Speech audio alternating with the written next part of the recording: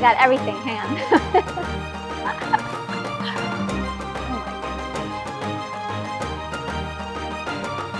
Lights are so bright.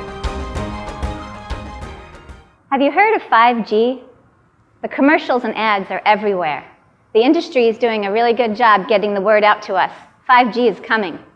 And we're excited. Or are we? What is 5G? Well, first generation technology, or 1G, that brought us cell phones. And 2G brought us the ability to send data. 3G gave us the ability to text. And 4G gave us the ability to do video conferencing. And 5G, fifth generation technology, promises driverless cars, better virtual reality, faster downloading speeds, and the connection of everything to everything else. We're going to have a smart city, a smart world. But at what cost? That's the big question. If you look at this slide here, in red, it has the gigahertz, the frequencies used for 4G in comparison to 5G. And you can see 4G is 2.4 to 5 gigahertz. 5G is much higher frequencies, 24 to 90 gigahertz. So we're raising the amount of frequencies we're going to be exposed to with 5G. But also, 5G uses something called millimeter and submillimeter waves. These don't travel well through walls. So in order to make a 5G network effective, they tell us they need to put cell tower equipment, cell antennas, right outside our homes, every 2 to 10 houses across our entire nation. Your bedroom may have a cell tower antenna right outside, your children's bedroom, right outside the window, soon, if it doesn't already. These cell antennas emit radio frequency microwave radiation 24 hours a day, 7 days a week. In my neighborhood of Huntington, Long Island, you can already find them every 2 to 10 houses in some neighborhoods. They're calling them small cells, but a better name would be close proximity microwave radiation antennas. Inside of the brown cylinder at the top of the pole, there are 3 antennas. The antennas are used by telecommunications companies to bring us the service. And then there's a box at the bottom that holds a host of equipment to make it all work. These appeared in my neighborhood overnight. Residents were not notified. They went to work, they came home, and there they had a small cell on the right-of-way of their property, right outside their bedroom windows. Huntington has 200 of these so far, with hundreds more coming. They're putting them outside of our homes, and they're putting them in our parks. Take a look at this picture. This is a park in my neighborhood. That small cell is right next to a playground. Take a look at this. Look at how close it is to that woman's house. Do we really need these? Is this really necessary? Is this a utility? And who monitors them? Will they be monitored? How do we know? And being so close to our homes, are they safe? The town of Huntington quietly signed a contract. Residents really weren't aware. They're getting money, $2,500 per location per small cell. They're also getting 5% revenue from Crown Castle for 10 years. But did they look at the health studies first? I don't think they did. Because if they have, they would have learned a whole lot of information that would have made them think and pause. I have one 5 feet outside my backyard fence. It's only 70 feet from my children's beds. And I want to know, are we still safe to live in this house? So I called town hall and I asked what the equipment was and how can I know that it's safe. I was told the equipment is perfectly safe because it's FCC compliant. So what does that mean, FCC compliant? It made me feel better for a minute, but then I did a little research, and it didn't take me long to find that FCC compliance does not equate with safety. Unfortunately, our guidelines in this country come from, or they're stated in the 1996 Telecommunications Act, and that was written in 1996, based on research from the 1980s. Our guidelines are antiquated. And they're based on the idea that non-ionizing radiation does not cause biological damage, which couldn't be farther from the truth. The electromagnetic spectrum is broken up into two parts: ionizing radiation and non-ionizing radiation. Ionizing radiation is X-rays, and we know that it does immediate DNA damage. The DNA breaks right away with ionizing radiation, and that's why we protect ourselves from X-rays and any form of this kind of radiation. We take protective measures, we limit our exposure. When it comes to non-ionizing radiation, microwaves, cell towers, wireless devices in our homes, when it comes to non-ionizing radiation, because the DNA damage, the break, doesn't happen immediately, it was thought by many for a long time that it, in the long run, would be okay, that we would not have biological damage. But this could not be farther from the truth. The science is in. There are thousands of studies that show non-ionizing radiation damages DNA and causes biological harm to our bodies. This is showing the difference between the limits for this kind of radiation in different countries. And as you can see, the United States and Canada, we have very high limits for this radiation. In fact, if you compare our limits to China, Lithuania, Poland, Italy, Switzerland, you can see that they're 100 times higher here in this country than they are in most other countries. So we have to question, why are our limits so high? And haven't there been studies since 1996? That's when we made our guidelines. Why haven't we revisited them and revised these guidelines? Since 1996, you could take a look at this graph here and see along the bottom there are dates, and the arrow is pointing to the 1996 date. That's when our guidelines were made. And as you can see, it goes straight up because there have been hundreds or thousands of studies done since then that show biological harm from non-ionizing radiation.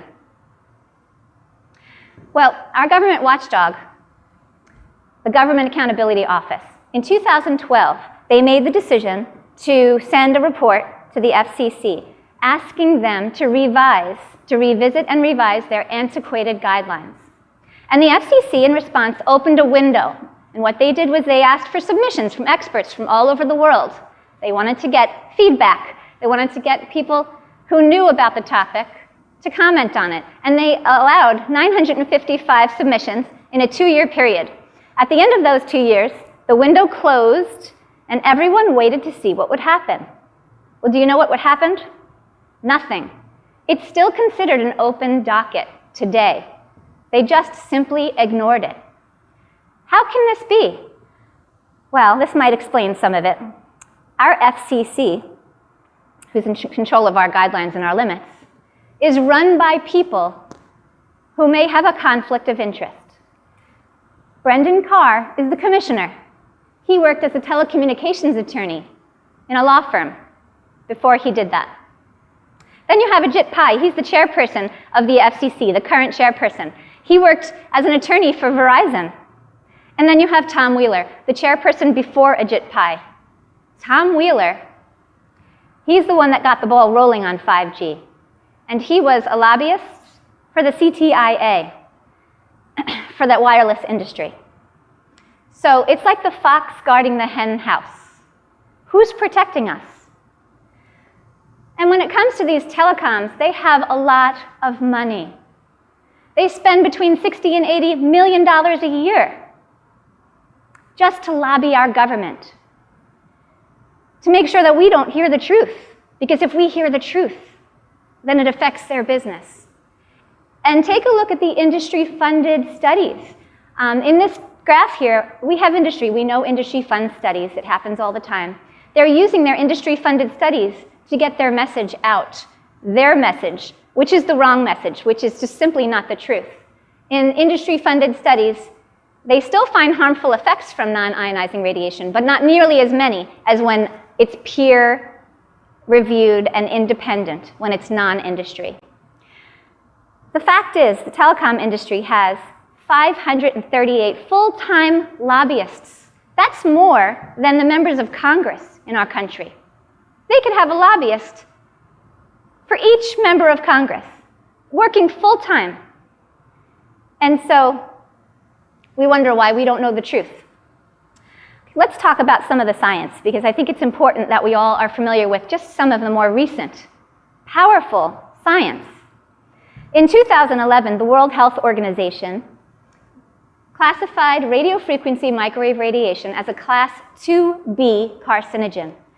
A Class 2B carcinogen means a possible carcinogen. It's in the same category as lead and DDT. Then in 2012, the Bioinitiative Report was released. This was 29 independent scientists from 10 different countries who came together to review 1,800 studies.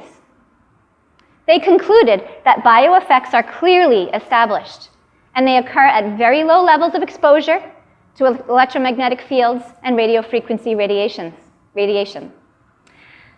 They also concluded that living in close proximity to cell antenna is particularly dangerous because of the constant exposure of the pulsed microwave radiation, which has been shown in thousands of studies to show biological damage. Now, the National Toxicology Program study was a $30 million, 16-year study done right here in the United States. Results came out this past year, 2018. They found clear evidence of heart tumors, brain cancer, DNA damage, and a host of other tumors. And this study was done on 2G and 3G frequencies. We haven't even had the time to test 4G and 5G, which are higher frequencies. But again, they found clear evidence. Then also in 2018, an impressive study came from Italy, the Ramazzini Institute study. This is the largest study done to date, the largest study. And they used exposure limits that were below what we are allowed to be exposed to in our country. And they found exactly the same results as the NTP study.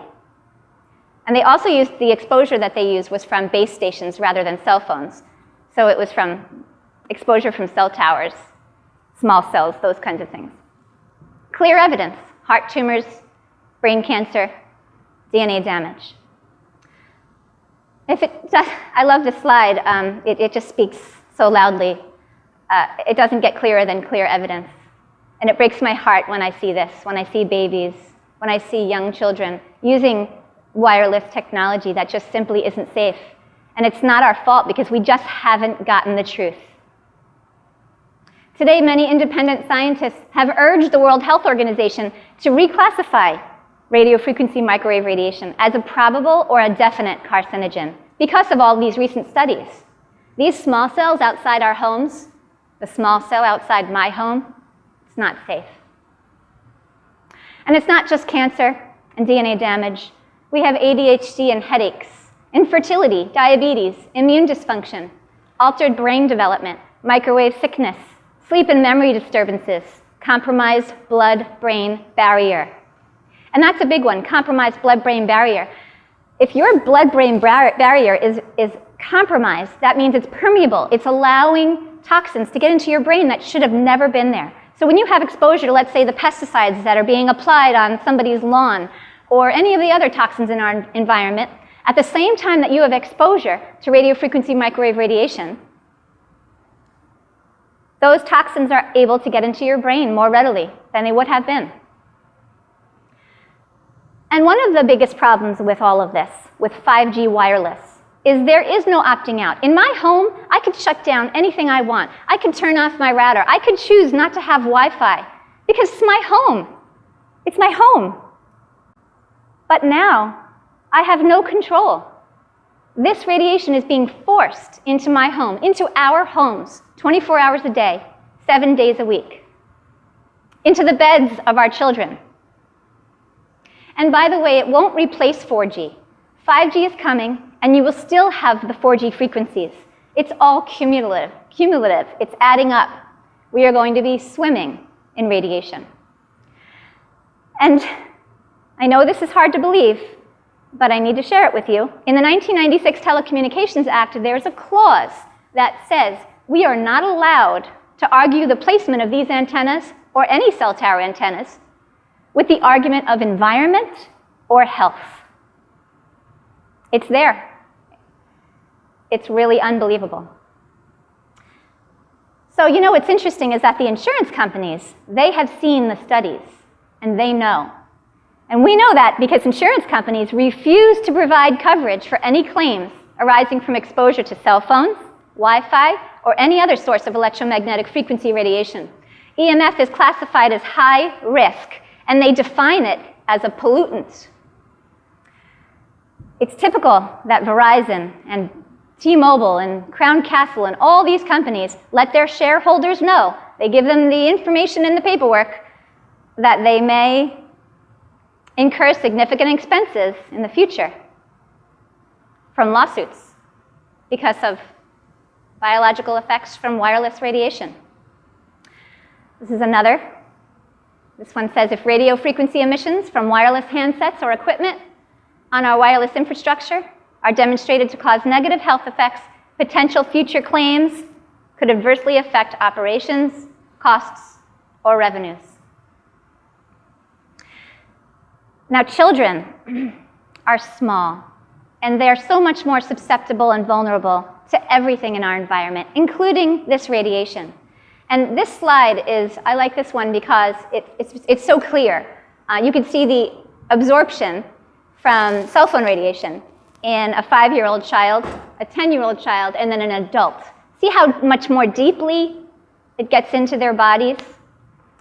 It's the same with any exposure for children. Their bodies are growing, their cells are dividing, their immune systems aren't yet developed. We need to protect our children. They deserve a fair chance at health. There's an international appeal going on. 250 scientists from 41 countries have come together. And they have serious concerns. And they're trying to make a difference here. Based upon peer-reviewed published research, and this is quoted in their document, we have serious concerns regarding the ubiquitous and increasing exposure to EMF generated by electric and wireless devices. And what about our property values? Would you buy the house with the cell tower out front or without the cell tower out front? These are absolutely affecting our property values, our hard-earned money. And it's not just a health concern. We've got the property value concern, and we also have the concern of our privacy. Once all of your devices are connected to everything else, they're going to know everything about you. And you know what they're going to do with that information? They're going to sell it. You're a commodity. So what's the solution here? I'll tell you what the solution is. Wired technology. That's what we need. We need to connect to safe, high-speed, high-bandwidth internet through installing fiber cables to every business, home, and school. Wired technology is safe technology. Now, the good news is there are some people speaking out about this who are influential. So Michigan State Senator Patrick Colbeck, he has testified against 5G, and he's really raising awareness. And we commend him. Then we have more good news. Senator Blumenthal in Connecticut and Congresswoman Eshoo, they have demanded to see the scientific data that proves 5G does not pose health risks, including cancer. They gave the FCC a deadline of December 16th to give them a response. And that was 2018. The FCC so far has ignored them, but we can go to our own federal, state, and Congress representatives, and we can ask them to write their own letter to the FCC and to support what Senator Blumenthal and Congresswoman Eshoo are doing. I feel that they're heroes. At the very beginning, when I took all my concerns that I had come up with after doing all this research, I took my concerns to representatives. And in one of the politicians' offices, I spoke with a staff member who said to me, "You're the only person coming to us with this message. No one else is talking about this. No one else is concerned around here." And politicians, they prioritize according to how many concerns and phone calls and letters that they get from the people. So you really need to start a group, get a petition together, get more people involved. You don't have a lot of power when you're alone.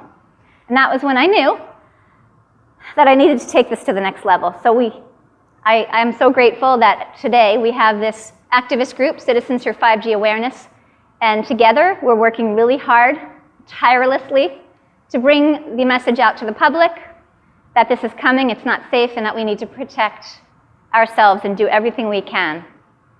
And you know, I hope that every one of you watching can find a group in your community that you can connect with, and if there isn't one, start one. This needs to come from us.